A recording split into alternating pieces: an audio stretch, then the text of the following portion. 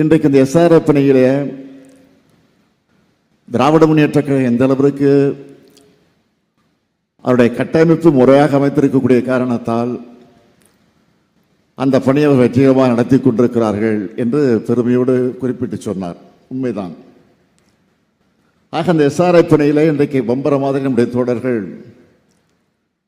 செயல்பட்டு கொண்டிருக்கக்கூடிய காட்சியை பார்த்து எல்லோரும் அதை குறிப்பிட்டு சொல்லுகிறார்கள், பெருமைப்படுகிறார்கள்.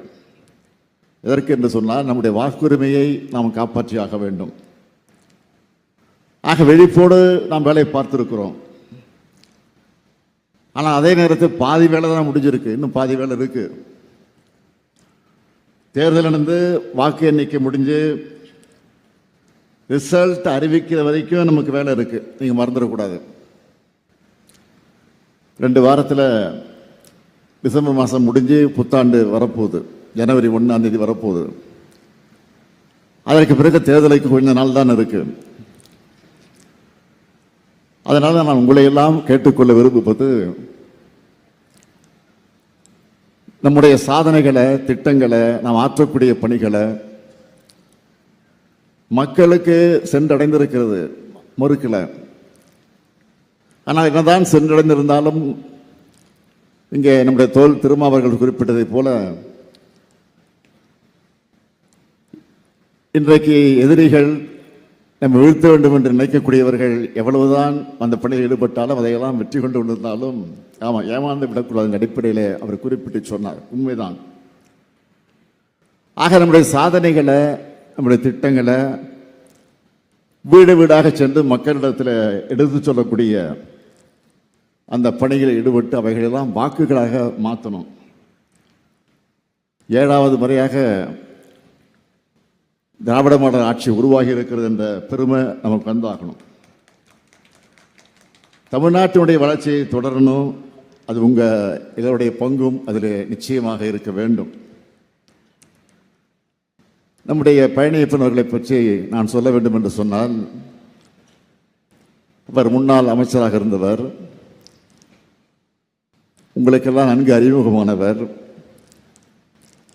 அவரை பற்றி நான் அதிகமாக உங்களிடத்தில் எடுத்துச் சொல்ல வேண்டிய அவசியம் இல்லை. காரணம், அவர் ஆற்றக்கூடிய பணியெல்லாம் நீங்கள் அறிந்தவர்கள். என்னை பொறுத்தவரை நான் சொல்ல வேண்டும் என்று சொன்னால், அவர் அதிமுகவில் இருந்தபோது அமைச்சராக பொறுப்பேற்று பணியாற்றிய போது நாங்கள் எல்லாம் எதிர்கட்சி வரிசையில் உட்கார்ந்திருப்போம். அவர் ஆளுங்கட்சி வரிசையில், அமைச்சரவையில் வரிசையாக சட்டமன்றத்தில் உட்கார்ந்திருப்பார். அப்படி உட்கார்ந்திருக்கிற போது ஒவ்வொரு டிமாண்ட், ஒவ்வொரு அமைச்சருக்கு அந்த துறையின் சார்பில் அந்த டிமாண்டை சட்டமன்றத்தில் தாக்கல் செய்து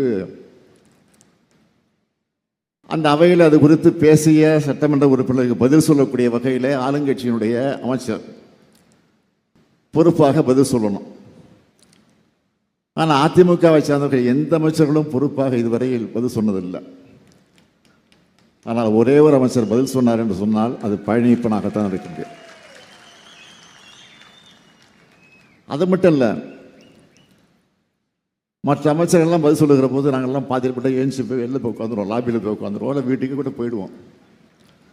ஏன்னா அந்த அளவுக்கு வாய்க்கு வந்தபடியெல்லாம் பேசுவார்கள், ஏசுவார்கள், விமர்சனம் செய்வார்கள். விமர்சனம் செய்யட்டும், வேண்டாம் சொல்லல, குறைகளை சொல்லட்டும், தவறு இல்லை. தனிப்பட்ட முறையில் தாக்கி பேச ஆரம்பித்துருவாங்க. ஆனால் பழனியப்பன் பதில் சொல்கிறார்னு சொன்னால் நாங்கள் அத்தனை பேரும் சட்டமன்றத்தில் உட்கார்ந்துருப்போம். நான் நம்முடைய சட்டமன்றத்தை சொல்லுவேன், பழனியப்பன் பதில் சொல்ல போகிறாரு, அதனால் நம்ம யாரும் வெளியில் போவானா உட்காருவோன்னு நான் சொல்லுவேன். அந்த அளவிற்கு கண்ணியத்தை, அந்த ஜனநாயக மாண்போடு பாதுகாத்தவர், காத்தவர் நம்முடைய பழனியப்பன் என்று சொன்னால் அது நிச்சயம் மிகாது. அதனால்தான் அவர் கழகத்தில் சேர்ந்தவுடனே அவரை வரவேற்றபோது நான் சொன்னேன், உங்களிடத்தில் எனக்கு பிடித்தது சட்டமன்றத்தில் யாரையும் விமர்சனம் செய்யாமல் கடமையோடு நீங்கள் அந்த பணியை நிறைவேற்றினீர்கள், அதுதான் எனக்கு ரொம்ப பிடிக்கும்னு சொன்னேன், வெளிப்படையாக சொன்னேன். அதைத்தான் இன்றைக்கு அவர் கட்சியில் சேர்ந்ததுக்கு பிறகு கழக தோழகத்திலே, பொதுமக்களிடத்திலே, கட்சி நிர்வாகிகளிடத்திலே இன்றைக்கு அந்த முறையை கடைபிடித்து வருகிறார் என்பதை பார்க்கும்போது உள்ளபடி நான் பெருமைப்படுகிறேன், மகிழ்ச்சி அடைகிறேன். அவருடைய இல்ல திருமணத்தில் நடைபெறக்கூடிய இந்த மணவிழா நிகழ்ச்சியில் கலந்து கொள்கிற நேரத்தில் நான் பெருமைப்படுகிறேன்.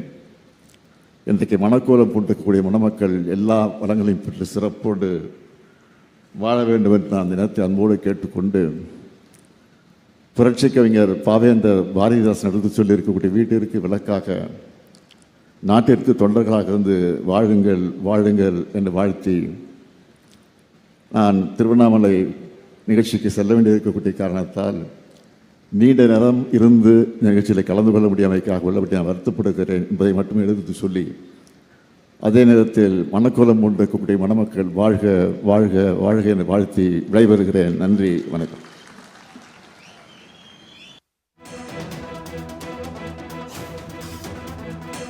தருமபுரியில் திருமண நிகழ்ச்சியில் பங்கேற்ற முதலமைச்சர் மு க ஸ்டாலின் அங்கு உரையாற்றிய அந்த காட்சிகளை பார்த்தோம்.